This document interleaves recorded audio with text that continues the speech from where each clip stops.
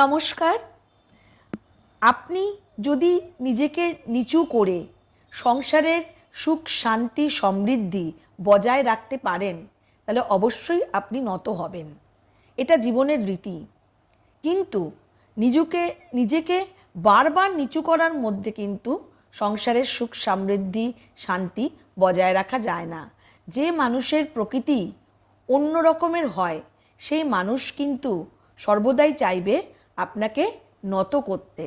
তাই আপনি নত হবেন, অবশ্যই কোনো কোনো ক্ষেত্রে নত হবেন যেখানে আপনার নত হবার প্রয়োজন বা যেখানে সাংসারিক শান্তি বিঘ্নিত হবে না, সেখানে আপনি নত হবেন।